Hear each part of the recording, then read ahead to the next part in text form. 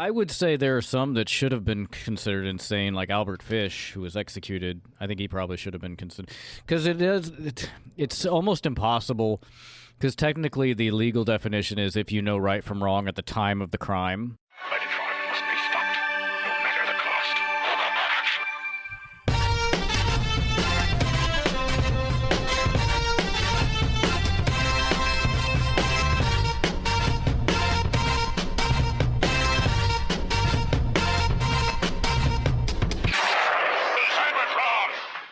Hello, friends. Ryan here. We have another Patreon exclusive minisode for you from our recording number 190 with Caleb, Mike Seibert, and myself. Believe it or not, there was more Ron Friedman discourse that didn't make it into the show, so if you couldn't get enough of phrases like hero's journey and polarizing, fear not, loyal listener, we got you. All right, I'm making yucks here, but, talking to Mike Seibert is always a delight. I feel like I need to make clear that I'm being sincere, because people seem to think, even when I'm being sincere, I'm being sarcastic, and maybe it is because I speak in this tone of voice. Anyway, it's like I said, it's always a delight to talk to him, and I think that the man's brain just overclocks so much that he has to get it out or go into vapor lock. Mike is the best. Even though I make fun sometimes, I love the guy. Caleb was also there. See what I did? I give with one hand and I take with the other, like some kind of evil djinn. We also talk about the Tfcon Podcasters Roundtable, more about APDC Booty Box Bingo, and Star Wars ANDOR. And I come off as really surly in all these segments when I crystallize them all together, which, they did take place over the course of a nearly 4-hour recording. Maybe I'm just a contrarian curmudgeon. No, it can't be me. It is everyone else who is wrong. I think I'll put this up on Patreon the Sunday following the United States Thanksgiving, which, hey, Canadian listeners, why do you guys have a Thanksgiving? What's that all about? Are you just jealous? Are you all like, hey, we're colonizers too, and exploited and oppressed our native people as well. We deserve recognition. There's certainly no way I could immediately look it up, and I completely refuse to. So, with all that said, roll it. I understand, but I was going to say that almost becomes a segue for me to tell my Peter Cullen story, because Please, let's get off Ron Friedman, for fuck's sake. Oh, Yeah. Anyway, I still there's still a special place in my heart for Ron Friedman. Sure. And it's okay that people don't share that. But it is. I'm glad that I've gone on this journey of reaching out to him and experiencing him, and kind of understanding his mind of hero's journey. I wish he's fucking 90 years old. I wish that he was somebody that was able to edit. He will be soon, Ryan. Don't worry. Oh man. Wow. Okay. But anyway, yeah. Let's hear about Peter Cullen. Oh no, yeah. So unless you had one more thing to say about Ron Friedman, I don't. Whatever. I have no more things to say about Ron Friedman. I think because I mean, again, that's a figure that I've been very lukewarm and polarized on, because I'm not quite Team Ryan. I'm not quite Team Caleb. Sure. I'm just kind of Team Mike Seibert in the middle, because again, it's one of those things where expectations lead to disappointment. Yeah. And I think I've, in my own mind, hyped it up too much, of like how much wisdom and mana about the Transformers, the movie specifically, I'm going to get from this dude. And the truth of it is that there really isn't a whole lot there. What's hilarious is I have no expectations, and I'm still disappointed. I will say there's a lot there. The problem is he keeps he can't edit himself. Like in explaining something that he could probably be very eloquent about. He keeps attaching these other things to it. Like somebody was asking about his influences, and like 30 minutes later, we're hearing personal stories about his experiences being on being an architect, kind of studying, what the fuck is that architect's name? Frank Lloyd Wright. Frank Lloyd Wright. And it's just like, you've gotten too far off the track here. Almost like he's not interesting. I found it interesting. I studied architecture. Okay, very good. Well, I won't even bother talking about the highlight of that panel that just got knocked loose as we were talking. Caleb, you were still there for the memo, right? Ryan and all of our other friends had noped out at that point, but like, you know, we had talked in our conversations here on APDC about like what Hasbro's involvement was and what their response to that first round Friedman draft was, right? And during that presentation, Jim Sorensen talks about a memo from Hasbro saying like, okay, well, we see this script that you wrote, don't kill the new characters. Here are the characters you can kill. And there's a bunch of other notes. And Ron says very flatly, I don't know what you're talking about. What memo? I've never seen that memo before in my life. And Jim Sorensen puts it up on the screen and people start like taking pictures of it. Like it's not on the Sumbo archive or something like that. It has been for years. But, the bit of insight and takeaway was that Hasbro's notes never went directly to Ron Friedman, and the handwriting that was on the note was from presumably Griffin and Bacall, the ad execs, because it's like, so Ron kept insisting, I've never had any interaction with Hasbro. So basically, as the story goes now, Hasbro had notes for Griffin and Bacall, who then distilled it and translated and gave that to Ron Friedman, and then ultimately later Flint Dille. But I only bring this up because it was a delightful bit of contention between Jim Sorensen and Ron Friedman, because like Jim is trying to be patient and he's trying to keep this thing going, and he doesn't want to interrupt him, but what the hell are you going to do? So there was, and one of my delights was watching Jim's face as Ron was going on and on and on about his things. He's just kind of like, I swear he was locking eyes with me at some point saying like, I don't know what to do. But it did get a little contentious about the memo, and Ron's like, I don't know what this is. I've never seen this before. And Jim's like, kind of like when you get a little defensive and your voice kicks up an octave. Mine does all the time. I'm like, what are you talking about? And Jim Sorensen did that. He's like, it's from your estate. It came from you. Yeah. He mentioned heritage at that point. Because that doesn't mean that necessarily. Well, you're right. He's never seen it before, but it was in his possession. Exactly. But I thought that was kind of funny. So you kind of, we were trying to press Ryan to be in the Podcasters Roundtable. He didn't make it. We start seeing like me and Aaron are on the plane, and of course, naturally, Mike Seibert with his charm, he is basically looks like he's leading the Podcasters Roundtable, or he's a big part of it and participating in it. So how did that go, Mike? That was fun as hell. That was fun as hell. One of these days, Ryan, we got to get on a panel together. Yeah. But it's interesting. I'm gonna wade into controversy a little bit briefly. Do it. I thought the podcaster panel was really great, and I thought the mix of characters from various shows was a good eclectic mix. Like you got a diecast from Radio Free Cybertron, you got Charles and Daryl from Transmissions. We got a chant going to make him say the line, hey, let's talk Transformers. So that was kind of fun. And then you had Trish and Josh from the More Than Meets the Ear podcast as well, and yours truly. And so I thought that was a really good mix. But it's kind of interesting that podcaster roundtable thing, I don't know who it's for. Like, I had fun doing it. I think it's for, at this point, I think it's for the podcasters, and they're like, they give us some sort of marginal time slot, and I wish that we got more respect. I don't care. Yeah.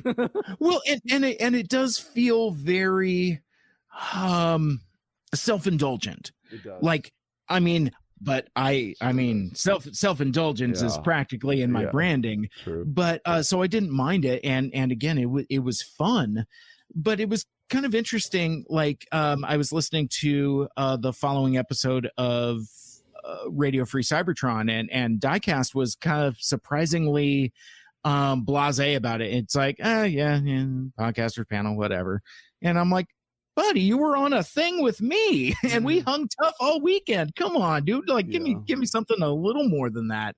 But it's one of those things when you've been in that content creation space for so long.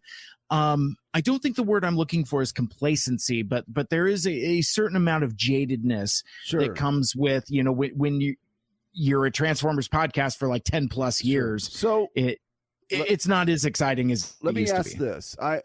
I get it. Like a podcast, going to a podcasters roundtable, you'd kind of have to be familiar with those podcasts, and it is very self-indulgent. That is fair, and that's accurate in my opinion.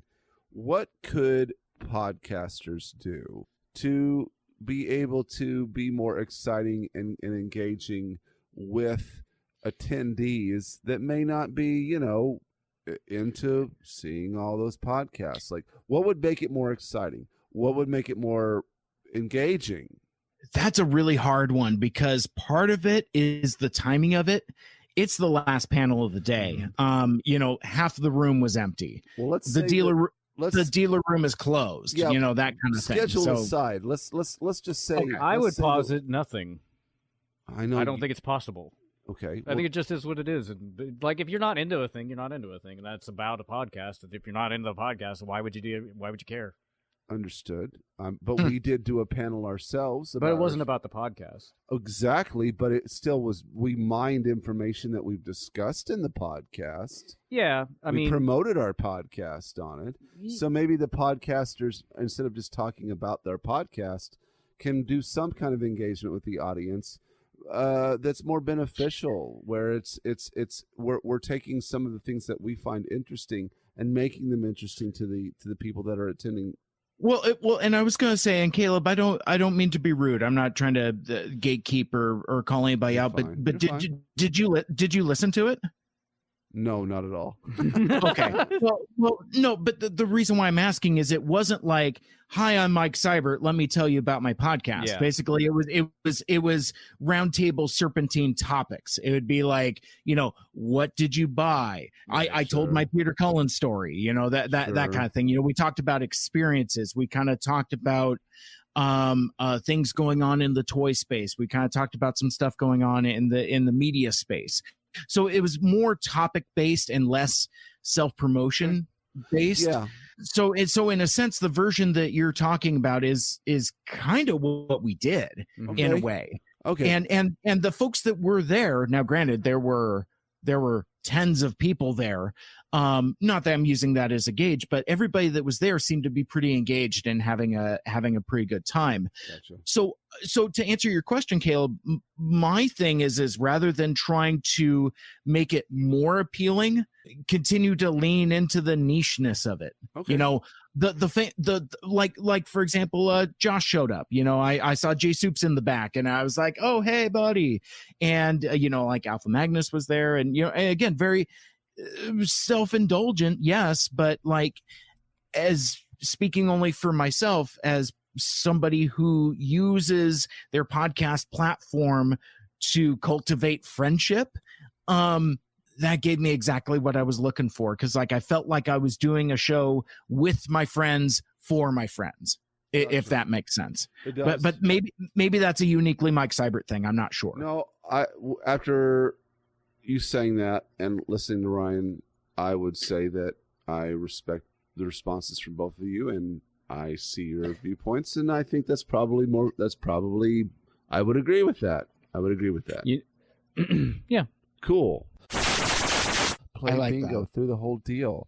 Play with your friends. Share the card with us. What you did. Yep. Yeah, we do want you to if you get a bingo, we want you to take a picture. And you win no prizes, and there's no you don't get a lottery ticket or anything. I was about to say, is it just episode specific? Is it just one game per episode or multiple episodes? You can do it What? No.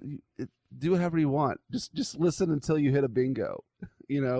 Pan episode experience. But Ryan was getting ready to say per episode. It is. It's my bingo card. I get to say what it's like. That's his. But once you get it as a patron, you can play it however you want to play it. You don't have to listen to Ryan over here. You do contractually. We need you to sign for this bingo card before you get it, please. I think this is going to be a lot of fun. I think it's going to be a really cool thing for the audience to interact with. Because I mean, again, like half of us talk about that stuff already. It's like, oh man, that's going to be a punch on the APDC bingo card, and now it's going to be a real thing. Mm-hmm. That's awesome. If you can hit a get on the Patreon. What'll happen is if you can hit a bingo on an ep, post it. The other thing being, we'll figure out what eps you can hit bingos on, because there obviously will be episodes that you cannot. No, you don't have to. I'm just like I will include this in, because like you made a good point. I think it was you, Mike, or maybe Alex. I think it was you who talked about whenever you did the thing, the going through our booty box last time, of making like a little insert that says like specifically what. Oh yeah, this what it is. I was going to do that, and I think mainly with the bingo thing, I just want people to share like pics of what, like if they do it for an episode, I'd like to see it. So yeah, stuff that's interactive is always fun, and when it funnels back into the show, even better. Yeah. But yeah, no, I think me and Alex both landed on the same conclusion at different times, because like I had done a live stream where I went through my booty box and didn't know if I had it was the napkins. Yeah. I didn't know what people the napkins seem were. very confused as to what napkins are. We're sending but we're also going to send those in this box as well, because I got another shipment, and like Bono in particular was like, these were my favorite thing in the box. Full stop. No. And then Josh actually hit us up recently because I sent him a commission poster, and he wanted more of those cocktail napkins. Give him included. a shitload of them. Yeah. We've got so many. We've got about probably 150 right now. Yes. Yeah. Meanwhile, my pack is still in mint condition.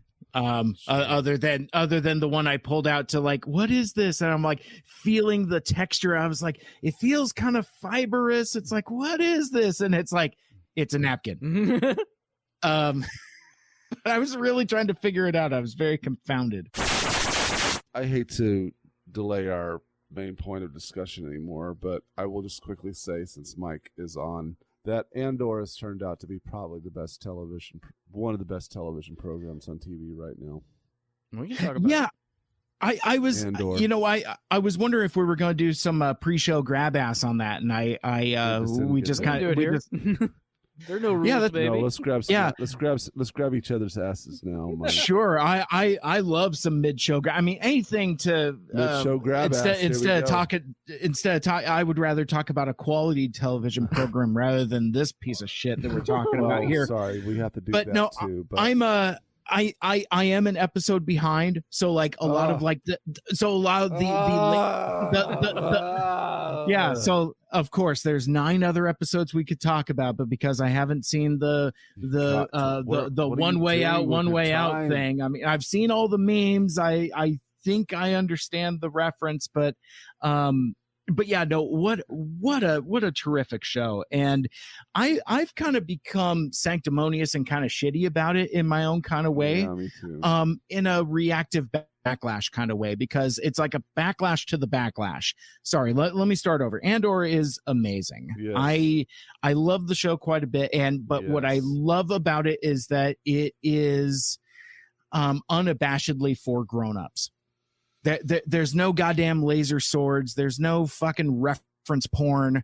It just tells a compelling, gritty story. It's a tense spy thriller, cleverly disguised as a Star Wars show. Yep, I'll agree. But to that, I mean, I think the things that I like so much about it is one, the costume and production design.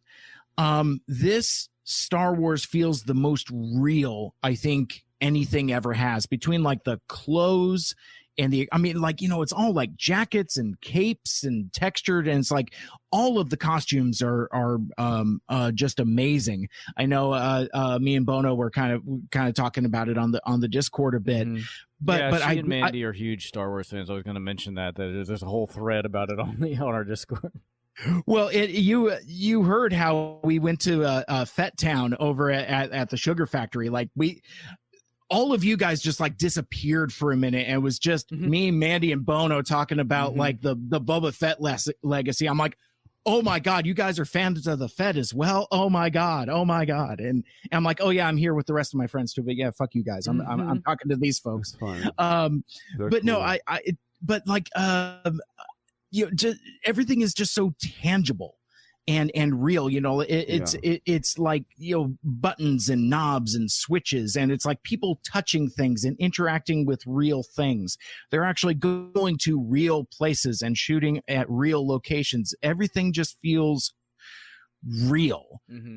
So that's the texture of it, and then you get into the story, and it's very much a slow burn, boiling pot type of thing, where it's all about atmosphere and tension in a way that Star Wars has never had that.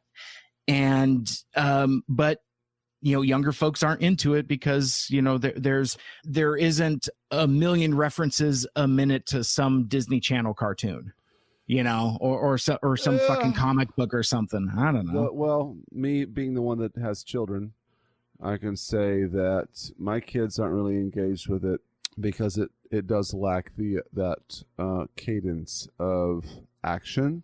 I think my oldest might appreciate it at some point, but you're right. But it doesn't necessarily build on the romance and the magic that the other Star Wars things tend to bring to the table. The closest to this is to Rogue One, which it connects directly to Rogue One, so it makes the most sense. I will say this, since you haven't seen the 10th episode yet, you hear all this one way out stuff. Believe it or not, and not everybody will tell you this, and this is no spoiler alert, but there's actually 12 ways out.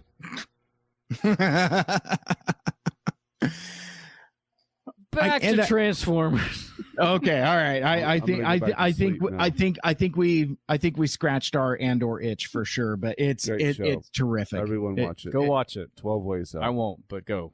Yeah. And that's all she wrote. I hope you enjoyed this.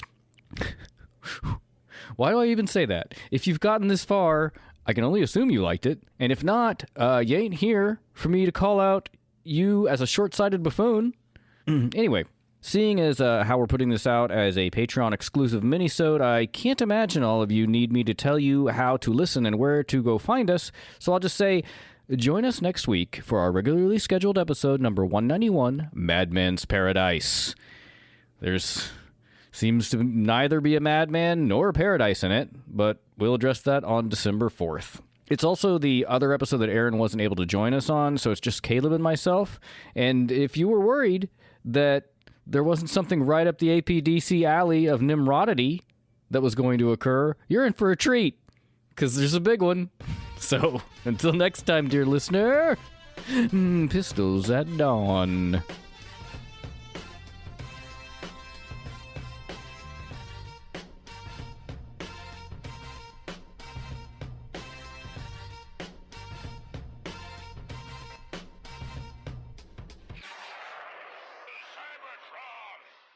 Blow cells, where we sell good.